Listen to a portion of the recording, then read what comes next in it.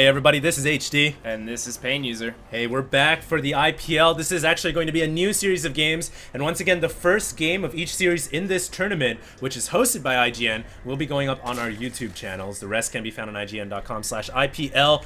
$5,000 of prize pool money up for grabs. This is the round of 16, best of 3, and it is actually ViBE versus SeleCT. It's going to be a Terran versus Zerg, and first map is Zelnaga Caverns. Take it away, Pain User. Yeah, we have Dignitas SeleCT versus sixjaxViBE on Zelnaga Caverns, and I feel like this is a great map for SeleCT. I love this map, Terran versus Zerg. It's very easy to segment the map into portions, take that quick gold. Once you have that gold secured, you can just work from there. That's kind of your anchor point on the map. You can work to the left, work to the right, deny Zerg expansions. It's just a great map in general, and it's especially good for Terran versus Zerg because of that forward gold position. You can turn that into a PF, and it just becomes your stronghold, your staging point for every attack. For all you guys who are wondering what Pain User is talking about, my co-caster, this is the staging point. This is the critical area of success for every Terran player against Zerg. When you PF this location, by PF I mean Planetary Fortress, the upgrade to the command center, the Terran player becomes darn near unstoppable. It's very difficult to deal with a 3-base Terran once they have that Planetary Fortress up. And opening up with this game, it looks like SeleCT will be going with some 2 racks here, which is 2 barracks is a very actually standard opening. You apply some early aggression, and the cute thing about this here, Pain User, is you do some damage. You don't actually need to commit. You force a Zerg player to produce attacking units rather than overdrone. Yeah, you do deny those crucial early drones, and sometimes a lesser experienced Zerg player will build way too many Zerglings, but I know I've done that many times. Yeah, for sure. ViBE is a really good player.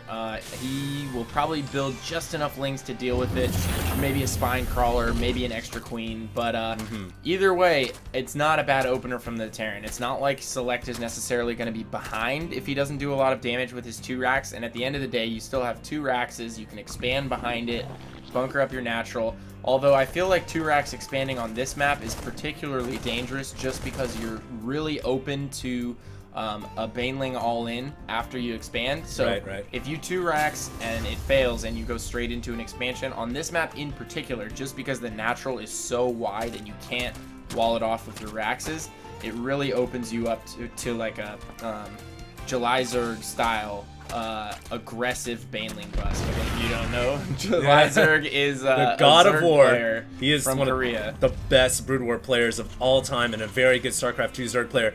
And hey, look at this. We have SeleCT coming in here with a little bit of bunker harass, and this is a good way to go with your 2 racks. You send a bunch of Marines and you try to do some damage. ViBE picks off the Marine with the army of drones, and he may actually be able to pick off the rest of the Marines here. Loses 1 drone, loses a 2nd drone. Nice micro by SeleCT, killing off another drone and whittling down that drone count. That's exactly what I'm talking about, Pain User. As a Terran player, you do early damage. You don't need to commit. You just do damage, and eventually you can fall back. Yeah, absolutely. He's already killed 4 drones at this point, and he's microing his Marines with those SCVs so well, using that gap in between the natural and the ramp as a back wall to his Marines, using the SCVs on the other side as linebackers to just tank the hits from the Zerglings. Yeah. Great job microing right there by SeleCT, and he's able to pick off 4 drones before he falls back, and it looks like SeleCT is going to build a bunker at his natural. No, he just has Marines right now. He's going to build a supply depot, and he is building a command center over there on the low ground. Interesting, like he would put the command center out here and expose. You were talking earlier about Pain User about this map is very vulnerable if you go for 2 racks expo, because you just don't have enough buildings to kind of create the wall early on. So by building this command center here, this leaves you very vulnerable if ViBE decides to make some kind of an attack happen. I just want to let you guys all out there know that Pain User is a very good Terran player himself. He's one of the best Terran players in the world, and I'm a Zerg player, so you're gonna have a little bit of a biased cast here going on. Well, yeah, if I was in ViBE's shoes, I would absolutely 100% drop a Baneling nest and do a really aggressive eco Baneling bust. It's not necessarily all in, and you're pretty much guaranteed to do a considerable amount of damage, but it looks like SeleCT is gonna try and sneak up into the main right here, but ViBE doing a great job with his lings. Nice spine crawler placement. Yeah, great spine crawler placement, and just delaying with his lings, picking off those Marines, and SeleCT losing his first group of Marines and doing virtually no damage. I think that's great for ViBE. Puts him in a really comfortable situation to just drone up from here to Kingdom Come, and it's going to be a while before SeleCT pushes again. Yeah, I mean, if you look at SeleCT's base right now, Pain User, he just doesn't have any. I don't think he has a single Marine. There we go. There's a Marine, and he has a couple in the bunker, obviously. He's going to have to recuperate and rebuild his army. He cannot move out right now. He's purely in a defensive fashion. And ViBE is going to capitalize on that, man. He knows he's got map control. He's going to go across the map with these Zerglings. He's going to see what he can do. And he checks out the mineral line and realizes, hey, there's not even that many SCVs there. I'm just going to go over through this secret hallway and maybe come back for a little poke later. This is John's common knowledge hallway. They've named the two different hallways, north and south, after two completely different things. I don't know why, but top one is the tasteless secret hallway. Bottom one is John's common knowledge hallway. I like John's common hallway better because I bet ViBE likes it better too. John is the man, and yeah, ViBE's obviously using it to his advantage. ViBE doing a great job spreading his creep. He already has two different avenues going. He has overlords positioned around his base, just in case of drops in the later stages of the game. He will be prepared for that, and he is droning up. He is at 35 right now. Probably going to continue to drone up, and he's probably going to take a third relatively soon here. I think so. I think he's going to go for the gold rocks here. This is a nice transition for the Zerg, grabbing the early gold expansion, and likewise for ViBE, eventually he's going to grab his own gold. And we were talking earlier about this gold expo being such an important area for the Terran players. So look for SeleCT to eventually grab that once he feels comfortable. And we actually see him transitioning here into Marine Hellion with blue flames. And this is a potent combination, man. I know, as a Zerg player, when I see Marines and Hellions combined together, and especially once I see a blue thing coming out of the Hellion's flamethrower, I get scared, man. Yeah, I shiver. Absolutely. The Blue Flame Hellions are going to be great to reestablish map control. It's going to give SeleCT a presence on the map. He essentially conceded all of that by losing his early push. Right. So it's going to be real important for him to keep those Hellions alive, not get too greedy, not try and rush up into the main unless he sees an opportunity. It's real important that you keep those Hellions alive. A lot of players will get way too greedy. They'll just bomb in there and try and get kills. They'll lose their entire bloodthirsty, man. Yeah, absolutely. Well, like, it's just Hellions! I gotta go in there and get the drones! It's just because you know, all Terran players have been in that situation where you just roast 40 drones with 2 shots. And all Zerg players have been in the situation where you receive the flame. Yeah, exactly. So it's like, you know what they're capable of. You know how much damage you can do, so you get a little trigger happy. Right, here we go, and it looks like SeleCT is going to be moving out here. And here's the thing that I like about ViBE. Great creep spread. This is going to help those speedlings surround the Hellions, but oh no, ViBE is losing packs of Zerglings left and right, and a huge squad of Hellions coming in here, and I think the SeleCT here is going to be pretty trigger happy. He's going to roast several drones up.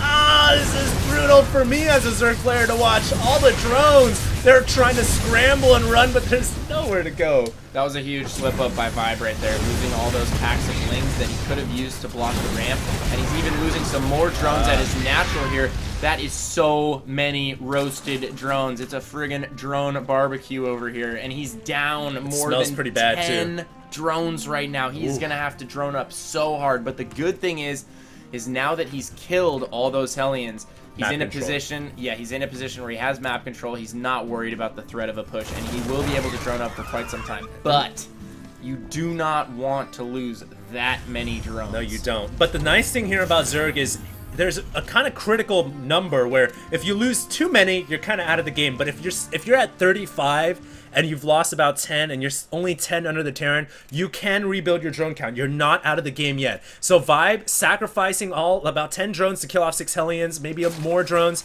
but he's certainly not out of the game yet. And here's the nice thing, he's got his Infestors out. He had the upgrade for pathogen glands already, and those fungal growths are going to be absolutely key, Pain User, at dealing with the Hellions and the Marines. Yeah, absolutely. Fungal growth is so strong now. They essentially doubled its DPS in the last Here we patch. go, man. Looks like some Zerglings trying to kill SCVs, and SeleCT here, his own buildings kind of playing against him as he tries to get his forces over there, but thankfully he has a bunker. Loses only a couple SCVs, though. I think he could have afforded to use some of those fungals on the SCVs right there. I think he was waiting for the Marines, and he wanted to save the fungals to kill as many Marines as possible, but I mean, why not use them on SCVs? SCVs are just as important, if not more important, especially in a situation like that. So I don't necessarily agree with him saving the energy there, but it looks like SeleCT is going to try and do a little bit of a push here. No, he's just gonna kill the rocks at the gold and then establish his third. But ViBE has other ideas here, man. Fungal off, 2 fungals going off and killing a pack of Marines right there.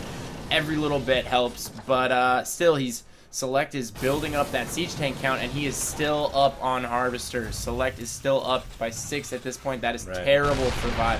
Usually ViBE is up, 10, 15 drones on his opponent at this point in the game, and really what ViBE's doing is he's trying to produce enough army to stay safe at the same time after losing all those drones early to those hellions. But really, when you lose that many drones to hellions, you need to just take a big risk. You have to play unsafe. You have to just drone up real hard and hope that he's not pushing you again. Absolutely. But ViBE playing it safe, went for the Infestors, got the Lings out, and that's kept him at an economic deficit. And as a Zerg player, that is the worst situation you can be in.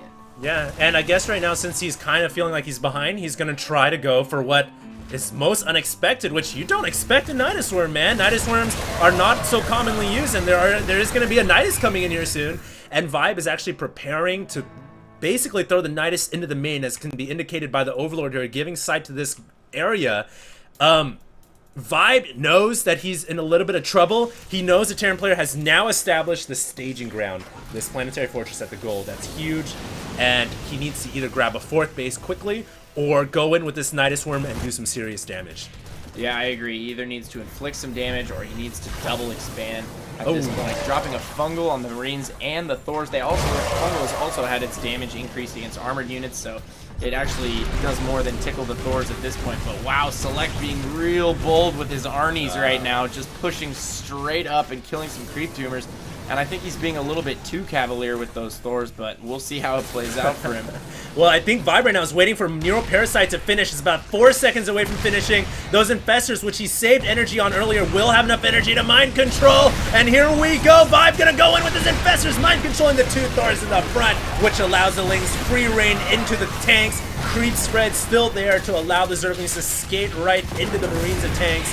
And ViBE's SeleCT's actually a little, like you said, cavalier push.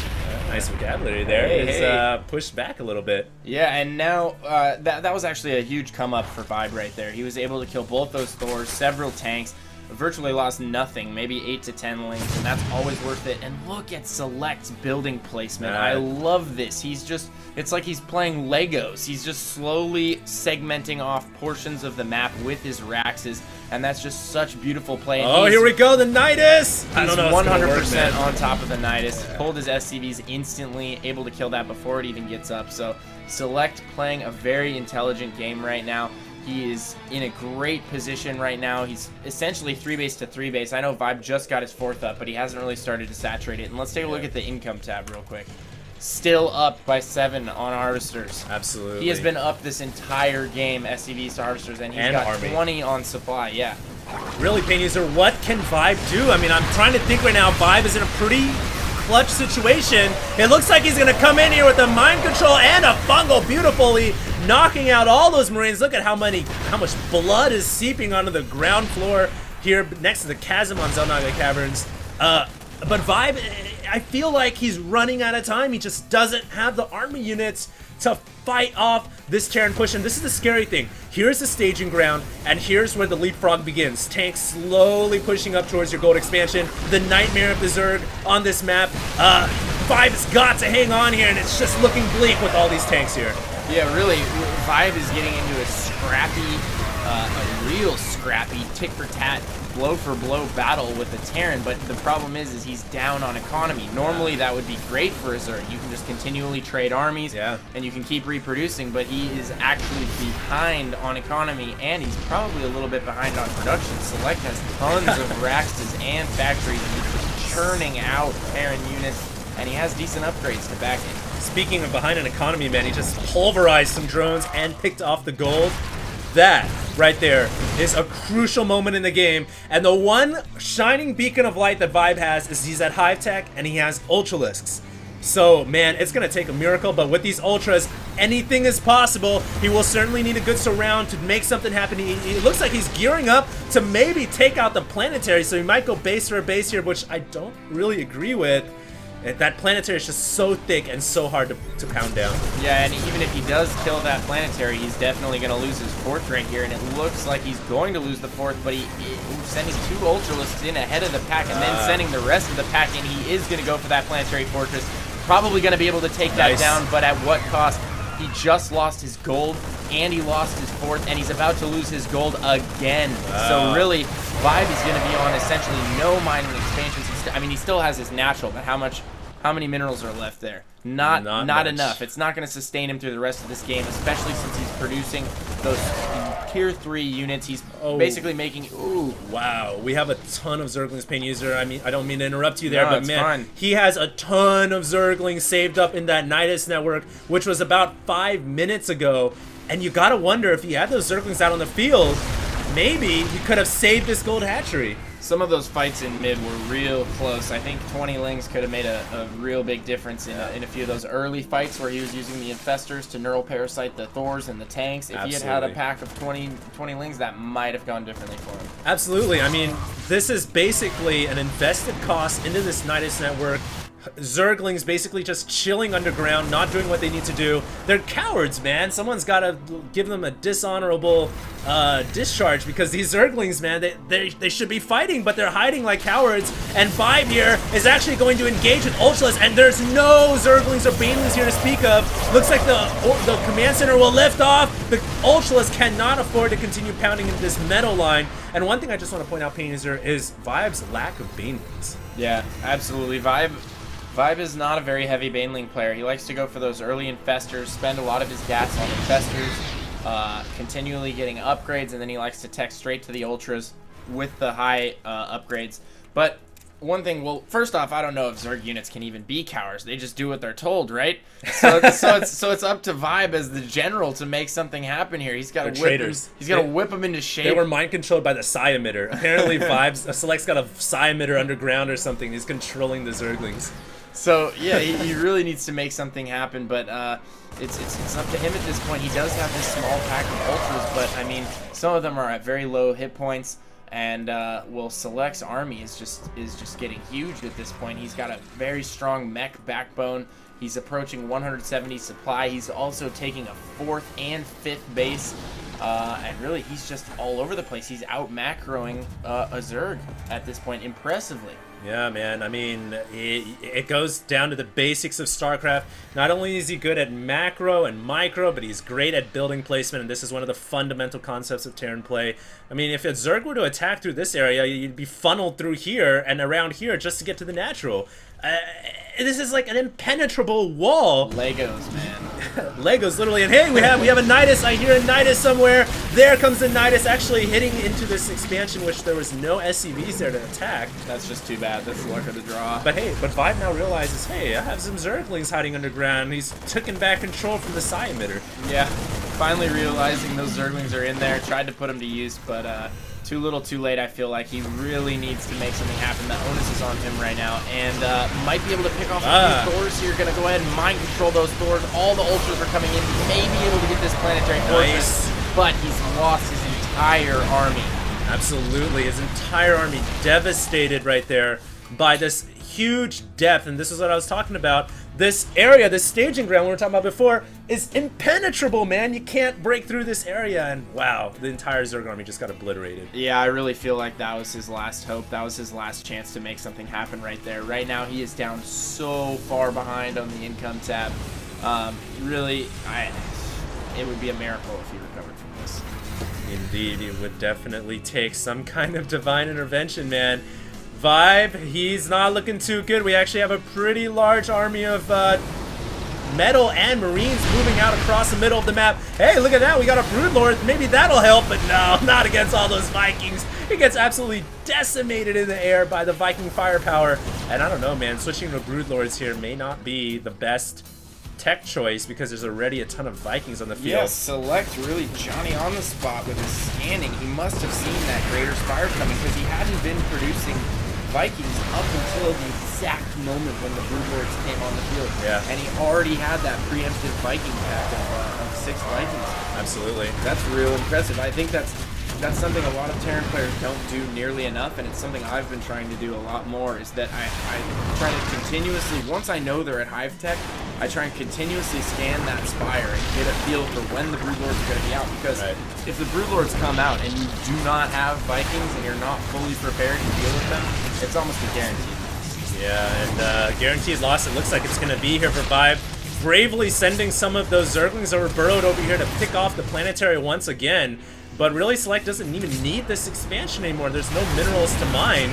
And Select's got 2 auxiliary bases already picking up minerals and gas for him. His Vikings here are absolutely free to roam around the skies and pick off Overlords. You can see now that ViBE is supply blocked, and he will continue to be supply blocked. And it looks like he's gearing up for one last attempt to win this game.